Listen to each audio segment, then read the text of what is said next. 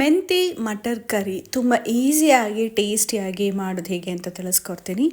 Hi ಎಲ್ಲರಿಗೂ ನಮಸ್ಕಾರ, welcome back to Shwetha's blog in Kannada. ಚಪಾತಿಗೆ ಸೂಪರಾಗಿ ಹೊಂದುವಂಥ ಈ ಕರಿ ತುಂಬ ಟೇಸ್ಟಿಯಾಗಿರುತ್ತೆ.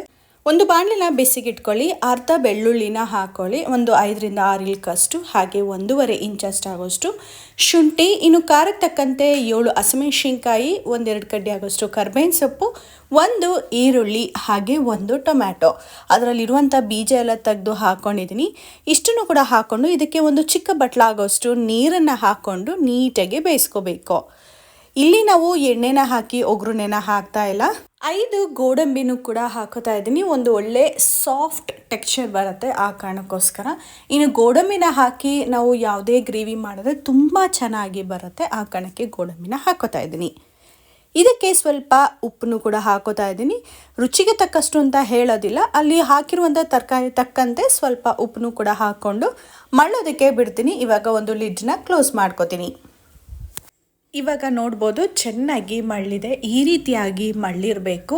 ಹಾಗೆಯೇ ತಣ್ಣಗಾದ್ಮೇಲೆ ನಾವು ಇದನ್ನು ರುಬ್ಕೋಬೇಕಾಗತ್ತೆ.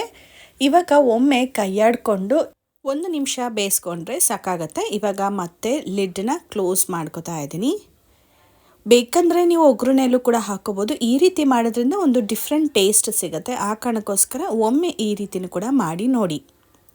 ಇವಾಗ ಈ ಬಾಣಲಿನ ಸೈಡಿಗೆ ಎತ್ತಿಟ್ಕೊಂಡ್ಬಿಡೋಣ. ಹಾಗೆ ಇಲ್ಲಿ ಫ್ರೆಶ್ ಕ್ರೀಮ್ನ ರೆಡಿ ಮಾಡ್ಕೊಳ್ಳೋಣ. ನೀವು ಬೇಕಿದ್ರೆ ಅಂಗಡಿಯಿಂದ ಫ್ರೆಶ್ ಕ್ರೀಮ್ ಆದರೂ ತೊಗೊಂಡು ಬರ್ಬೋದು, ಅಥವಾ ಈ ರೀತಿ ಪನ್ನೀರು ಹಾಗೆ ಇದಕ್ಕೆ ಸ್ವಲ್ಪ ಹಾಲನ್ನು ಹಾಕಿ ಸ್ಮೂತ್ ಪೇಸ್ಟ್ ಮಾಡಿಕೊಂಡ್ರು ಕೂಡ ಒಂಥರ ಈ ಫ್ರೆಶ್ ಕ್ರೀಮ್ ಥರನೇ ಇರುತ್ತೆ. ಆದರೆ ಪನ್ನೀರು ಕೂಡ ಫ್ರೆಶ್ ಆಗಿರಬೇಕು, ಆವಾಗ ಸ್ವಲ್ಪ ಚೆನ್ನಾಗಿರುತ್ತೆ. ಇವಾಗ ಇಲ್ಲಿ ನೋಡಿ, ಪನ್ನೀರ್ ಮುಳುಗೋಷ್ಟು ಮಾತ್ರ ನಾನು ಹಾಲನ್ನ ಹಾಕ್ಕೊಂಡಿದ್ದೀನಿ. ಇವಾಗ ಇಲ್ಲಿ ಸ್ಮೂತ್ ಪೇಸ್ಟ್ ಮಾಡಿಟ್ಕೊಂಡು ಒಂದು ಬೌಲ್ಗೆ ಎತ್ತಿಟ್ಕೊತಾ ಇದ್ದೀನಿ. ಮತ್ತು ಅದೇ ಮಿಕ್ಸಿ ಜಾರಿಗೆ ಈ ಬಾಣಲಿಯಲ್ಲಿ ಬೇಯಿಸಿಟ್ಕೊಂಡಿದ್ವಿ ನೋಡಿ, ಅದು ಕೂಡ ತಣ್ಣಗಾಗಿತ್ತು. ಇವಾಗ ಇದನ್ನು ಕೂಡ ಮಿಕ್ಸಿ ಜಾರಿಗೆ ಹಾಕ್ಕೊಳ್ತಾ ಇದ್ದೀನಿ. ಒಬ್ಬೊಬ್ಬರು ಟೊಮ್ಯಾಟೊ ಸಿಪ್ಪೆನ ತೆಗೆದುಬಿಡ್ತಾರೆ, ಹಾಗೆ ನಾನು ಕೂಡ ಸಿಪ್ಪೆನ ರಿಮೂವ್ ಮಾಡ್ತಾ ಇದ್ದೀನಿ. ನಿಮಗೇನಾದರೂ ಪರವಾಗಿಲ್ಲ, ಹೇಗಿದ್ರು ರುಬ್ತಾ ಇದ್ದೀವಿ, ನುಣ್ಣಗಾಗತ್ತೆ ಅನ್ನೋದಾದರೆ ತೊಂದರೆ ಇಲ್ಲ. ನಿಮ್ಗೆ ಹೆಂಗೆ ಅನಿಸುತ್ತೋ ಹಾಗೆ ನೀವು ರುಬ್ಕೋಬಹುದು. ನಾನಿಲ್ಲಿ ಬೇಯಿಸಿದ ನಂತರ ಈಸಿಯಾಗಿ ಸಿಪ್ಪೆನ ತೆಗಿಬೋದಲ್ವ, ಆ ಕಾರಣಕ್ಕೆ ರಿಮೂವ್ ಮಾಡ್ಕೋತೀನಿ ಅಷ್ಟೇ. ಈಗ ಇದನ್ನು ಕೂಡ ಸ್ಮೂತ್ ಪೇಸ್ಟ್ ಮಾಡಿ ಎತ್ತಿಟ್ಕೊಂಡು ಬಿಡೋಣ. ಸೊ ಇದನ್ನು ಅಷ್ಟೇ ನುಣ್ಣದಾಗಿ ರುಬ್ಬಿಟ್ಕೋಬೇಕು, ಎಲ್ಲೂ ಕೂಡ ಗಂಟು ಅಥವಾ ತರಿಯಾಗಿ ಇಟ್ಕೋಬಾರ್ದು.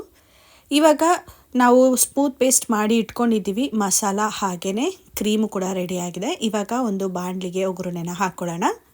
ಒಂದು ಬಾಣಲಿಗೆ ಒಂದು 3 ಸ್ಪೂನ್ ಆಗೋಷ್ಟು ಎಣ್ಣೆನ ಹಾಕೋತಾ ಇದ್ದೀನಿ. ನಾನಿವತ್ತು ಬಳಸ್ತಾ ಇರೋದು ಸಾಸಿವೆ ಎಣ್ಣೆ. ಎಣ್ಣೆ ಕಾದಿದ ನಂತರ ಸಾಸಿವೆ, ಜೀರಿಗೆ, 1 ಚಿಕ್ಕ ಸೈಜ್ ಈರುಳ್ಳಿ ಸಣ್ಣದಾಗಿ ಹೆಚ್ಚಿ ಹಾಕ್ಕೊಂಡಿದ್ದೀನಿ. 2 ಕಡ್ಡಿ ಆಗೋಷ್ಟು ಕರ್ಬೇವಿನ ಸೊಪ್ಪನ್ನ ಹಾಕ್ಕೊಂಡು ಇವಾಗ ನೀಟಾಗಿ ಫ್ರೈ ಮಾಡ್ಕೋತಾ ಇದ್ದೀನಿ. ಈರುಳ್ಳಿ ಕ್ರಿಸ್ಪಿ ಆಗಬೇಕು, ಅಲ್ಲಿವರೆಗೂ ಫ್ರೈ ಮಾಡ್ಕೊಳ್ಳಿ. ಈ ಮೆಂತ್ಯ ಬಟಾಣಿ ಗ್ರೇವಿಗೆ ಏನಾದರೂ ಈರುಳ್ಳಿ ಹಾಕೋದಕ್ಕೆ ಇಷ್ಟ ಇಲ್ಲ ಅಂದರೆ ನೀವು ಬೇಕಿದ್ರೆ ಈರುಳ್ಳಿನ ಸ್ಕಿಪ್ ಮಾಡ್ಕೋಬಹುದು. ಈರುಳ್ಳಿ ಹಾಕಿದ್ರೂ ಕೂಡ ಒಂದು ಒಳ್ಳೆ ಟೇಸ್ಟ್ ಕೂಡ ಸಿಗುತ್ತೆ. ಹಸಿ ಬಟಾಣಿನ ಬಿಡಿಸಿ ಸ್ಟೋರೇಜ್ ಮಾಡ್ತೀರಾ ಅಂದರೆ ಮಾಡ್ಕೋಬೋದು, ಅಥವಾ ಬಳಸ್ತಿದ್ದೀರಾ ಅಂದರೆ ಸ್ವಲ್ಪ ನೀಟಾಗಿ ವಾಶ್ ಮಾಡ್ಕೊಳ್ಳಿ. ನಾನು ಚೆನ್ನಾಗಿ ತೊಳೆದು ನಂತರ ಅದನ್ನು ಸೋಸಿಟ್ಟಿದೆ. ಇವಾಗ ಹಸಿ ಬಟಾಣಿನೂ ಕೂಡ ಹಾಕ್ಕೊಂಡು 2 ನಿಮಿಷ ಇದೇ ಥರನೇ ಫ್ರೈ ಮಾಡ್ಕೋಬೇಕು.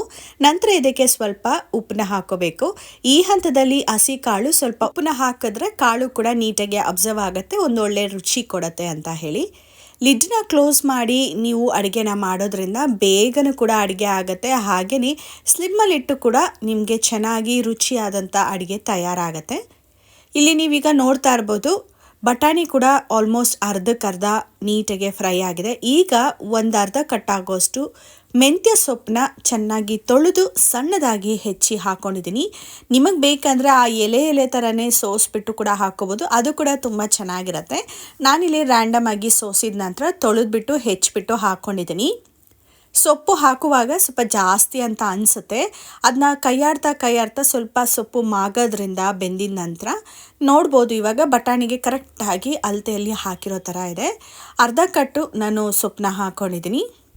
ಇವಾಗ ನೀಟಾಗಿ ಸೊಪ್ಪೆಲ್ಲ ಬೆಂದಿದ ನಂತರ ರುಬ್ಬಿಟ್ಕೊಂಡಿರುವಂಥ ಮಸಾಲಾನು ಕೂಡ ಹಾಕ್ಕೋಬೇಕಾಗತ್ತೆ. ಹಾಗೆಯೇ ಮಿಕ್ಸಿ ಜಾರ್ಗೆ ಸ್ವಲ್ಪ ನೀರನ್ನು ಕೂಡ ಹಾಕ್ಕೊಂಡು ಆ ನೀರನ್ನು ಕೂಡ ಹಾಕ್ಕೋಬೇಕಾಗತ್ತೆ.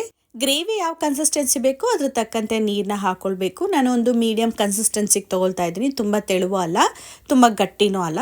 ಇವಾಗ ನಾನು ಮಸಾಲನೆಲ್ಲ ಹಾಕಿದ ನಂತರ ಒಮ್ಮೆ ಕೈ ಆಡ್ಕೊತಾ ಇದ್ದೀನಿ. ಒಂದು ಸ್ವಲ್ಪ ಕುದಿ ಬರಬೇಕು. ನಂತರ ನಾವು ರುಬ್ಬಿಟ್ಕೊಂಡಿರುವಂಥ ಫ್ರೆಶ್ ಕ್ರೀಮ್ ಅಥವಾ ಈ ಪನ್ನೀರ್ ಗ್ರೇವಿ ಏನಿರುತ್ತೆ ಅದನ್ನು ಕೂಡ ಇವಾಗ ಹಾಕೋತಾ ಇದ್ದೀನಿ.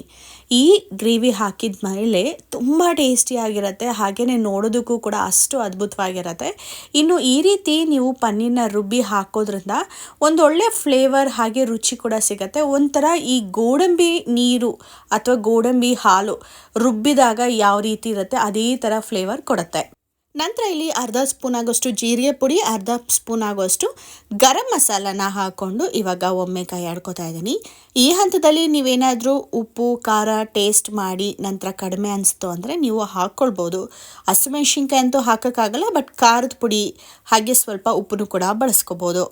ಈಗ ಒಂದು ಕುದಿ ಬರೋದಕ್ಕೆ ಲಿಡ್ನ ಕ್ಲೋಸ್ ಮಾಡಿದ್ದೀನಿ. ನೋಡ್ಬೋದು ಬೇಗ ಕ್ವಿಕ್ಕಾಗಿ ಲಿಡ್ ಕ್ಲೋಸ್ ಮಾಡಿದಾಗ ಬೆಂದು ಬಿಡುತ್ತೆ, ಹಾಗೆ ಬೇಗನೆ ಗ್ರೇವಿ ಕೂಡ ರೆಡಿ ಆಗಿಬಿಡುತ್ತೆ. ಆ್ಯಂಡ್ ಇವಾಗ ರೆಡಿಯಾಗಿದೆ ತುಂಬ ಟೇಸ್ಟಿಯಾಗಿರುವಂಥ ಮೆಂತ್ಯ ಮಟರ್ ಗ್ರೇವಿ. ನಿಮಗೂ ಕೂಡ ಇದು ಇಷ್ಟ ಆಗತ್ತೆ ಅಂತ ಅನ್ಕೋತೀನಿ. ಚಪಾತಿಗೆ ಹಾಗೆ ದೋಸೆಗಂತೂ ಸೂಪರಾಗಿ ಕಾಂಬಿನೇಷನ್ ಆಗುತ್ತೆ. ನೋಡ್ಬೋದು ಆ ಟೆಕ್ಸ್ಚರ್ ಆಗಿರ್ಬೋದು, ಆ ಕಲರ್ ಆಗಿರ್ಬೋದು. ಹಾಗೆಯೇ ಹಸಿ ಬಟಾಣಿ ಇದ್ದರೆ ಈ ರೀತಿಯಾದಂಥ ಗ್ರೇವಿನ ಮಾಡ್ಕೋಬೋದು. ಒಣ ಬಟಾಣಿನ ನೆನೆಸಿ ಮಾಡ್ತೀನಿ ಅಂದರೆ ಅಷ್ಟು ಚೆನ್ನಾಗಿರೋದಿಲ್ಲ. ಒಣ ಬಟಾಣಿಲಿ ದಯವಿಟ್ಟು ಟ್ರೈ ಮಾಡೋಕ್ಕೆ ಹೋಗ್ಬೇಡಿ. ಹಸಿ ಬಟಾಣಿ ಇವಾಗ ಸೀಸನ್ ಇದೆ, ಹಸಿ ಬಟಾಣಿನ ತಗೊಂಡು ನೀವು ಈ ರೆಸಿಪಿನ ಮಾಡಿ ತುಂಬ ಅಂದರೆ ತುಂಬ ರುಚಿಯಾಗಿರುತ್ತೆ. ಒಮ್ಮೆ ಈ ರೀತಿ ಮಾಡಿ ನೋಡಿ. ನಂತರ ಇದೇ ಥರ ಪ್ರೊಸೀಜರ್ ಮಸಾಲ ಎಲ್ಲದನ್ನು ಹಾಕಿ ಬೇಕಾದರೆ ಬೇರೆ ಪಲ್ಯಗಳನ್ನು ಕೂಡ ಅಥವಾ ಬೇರೆ ಗ್ರೇವಿನೂ ಕೂಡ ಮಾಡ್ಕೋಬೋದು. ಅಂದರೆ ಬೇರೆ ತರಕಾರಿನ ಬಳಸ್ಕೊಂಡು ಕೂಡ ಗ್ರೇವಿನ ಮಾಡ್ಕೋಬಹುದು. ನಾನು ಇದಕ್ಕೆ ಸೂಪರಾಗಿ ಸೂಟ್ ಆಗುವಂಥ ಚಪಾತಿನ ಮಾಡ್ಕೊಂಡಿದ್ದೆ. ನಮ್ಮನೇಲಿ ಇವತ್ತು ತುಂಬ ಅಂದರೆ ತುಂಬ ಅತಿ ಸಾಫ್ಟಾಗಿ ಚಪಾತಿ ಬಂದಿತ್ತು. ನೋಡ್ಬೋದು ಎಷ್ಟು ನಾವು ಅದನ್ನು ಫುಲ್ ಫೋಲ್ಡ್ ಮಾಡಿದ್ರು ಕೂಡ ಅಷ್ಟೇ ಸಾಫ್ಟಾಗಿ ಅದು ಓಪನ್ ಆಯಿತು. ಸೊ ತುಂಬ ಸಾಫ್ಟಾಗಿರುವಂಥ ಚಪಾತಿ ಜೊತೆಗೆ ಸೂಪರ್ ಡಿಲಿಷಿಯಸ್ ಕ್ರೀಮಿ ಆಗಿರುವಂಥ ಗ್ರೇವಿ ರೆಡಿ ಆಯಿತು. ನೀವು ಕೂಡ ಒಮ್ಮೆ ಇದನ್ನು ಟ್ರೈ ಮಾಡಿ ನಿಮ್ಮ ಅನಿಸಿಕೆನ ಕಮೆಂಟ್ ಬಾಕ್ಸಲ್ಲಿ ತಿಳಿಸಿ. ಇನ್ನೂ ನನ್ನ ಚಾನಲ್ಗೆ ಸಬ್ಸ್ಕ್ರೈಬ್ ಆಗಿಲ್ಲ ಅಂದರೆ ದಯವಿಟ್ಟು ಚಾನಲ್ಗೆ ಸಬ್ಸ್ಕ್ರೈಬ್ ಮಾಡ್ಕೊಳ್ಳಿ, ಬೆಲ್ ಐಕಾನ್ ಕ್ಲಿಕ್ ಮಾಡಿ ಅಂತ ಹೇಳ್ತಾ ನೆಕ್ಸ್ಟ್ ವಿಡಿಯೋದಲ್ಲಿ ಸಿಗ್ತೀನಿ. ಅಲ್ಲಿವರೆಗೂ ಟೇಕ್ ಕೇರ್, ಬಾಯ್.